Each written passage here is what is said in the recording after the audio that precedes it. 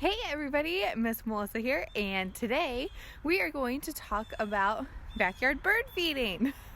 Who has any bird feeders in their backyard or around your house or wherever?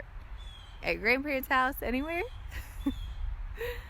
They're pretty fun to have. There's a couple different reasons why bird feeding is good, but also why bird feeding probably isn't the best thing at times. It's great because it brings birds close into your yard so you can easily see them. It allows you to practice your birding and identify birds that you're seeing very easily. And it gives them a little bit extra food for the winter time, especially. So some of the cons about bird feeding though is you're going to attract more than just birds. You will probably find hawks around that like to eat birds. You might find some skunks or raccoons that like to eat some of the fallen seeds. You'll probably have squirrels that will go onto your bird feeders and try to eat all the seed themselves. So there's lots of different reasons why you should and you might not like bird feeding in itself. Today I am out at the Enchanted Cottage, and this is where we have our bird feeder set up for the park. This is also where we do a citizen science project called Feeder Watch.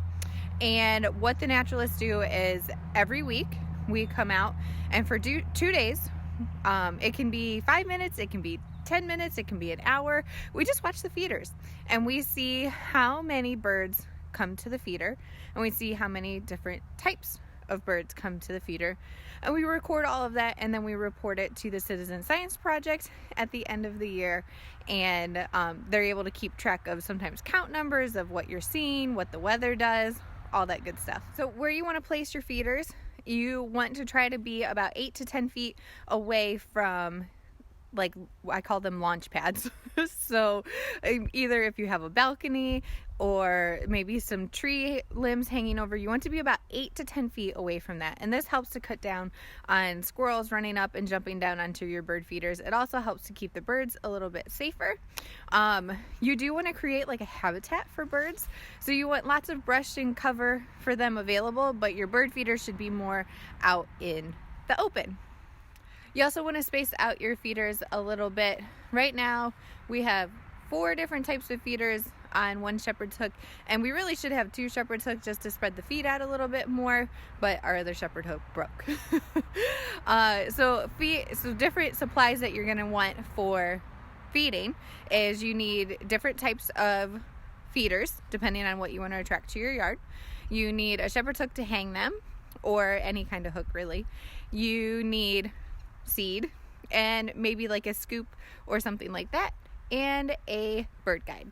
Right now I've got a red-breasted nuthatch on this feeder on the peanuts, and then towards the back, let's see, there's a downy woodpecker.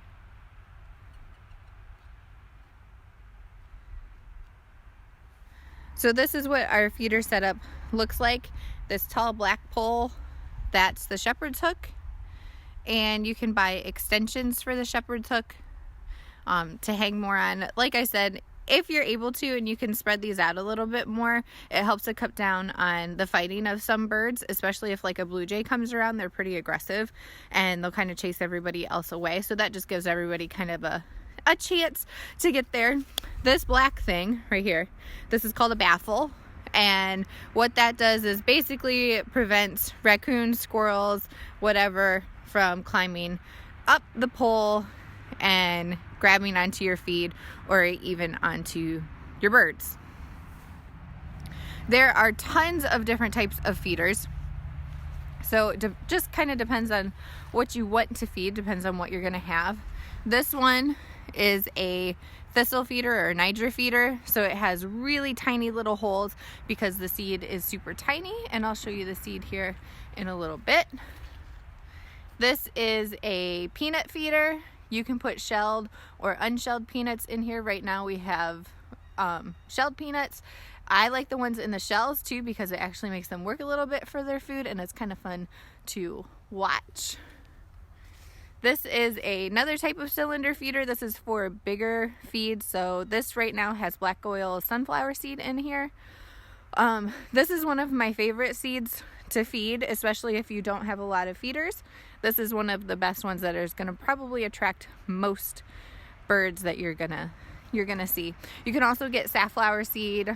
There's a couple different blends that has a little bit different, like sunflower seed, safflower, millet, that sort of stuff already mixed into them. This is a super fancy suet feeder. So this kind of mimics what a tree looks like. So you can see how there's holes in there. Well, inside there is a suet, and suet is basically like fat and seeds, and sometimes there's berries or insects dried into it. So this is basically for woodpeckers, so they hang on here and they kind of drill into those holes and they can find the goodness that way.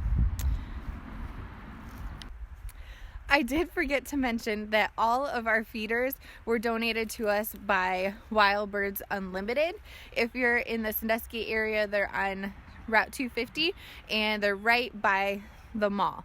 Probably one of the best places that you can get your feeders from, especially because they have a lifetime warranty on them. So if they break or get damaged, you can take them there and then they'll fix them for you, which is fantastic because you never know what's going to happen. We've had, raccoons swinging off of them and then they break.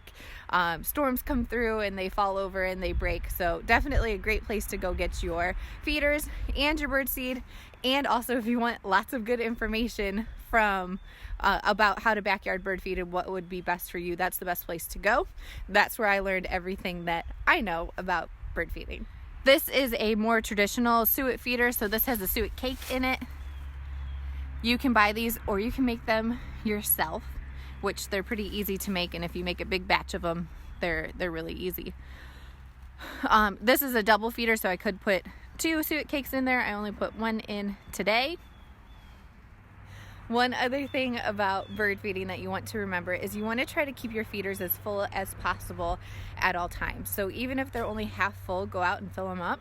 And this allows you to have more birds on your feeders. So the fuller there are, the more room there is for different birds to be on there. So a good way to attract more birds at once. Okay, let's talk a little bit about bird feed storage. So we have these handy dandy storage tins that we put the feed right inside, and it keeps it airtight. So this keeps mice out of it, because that happens.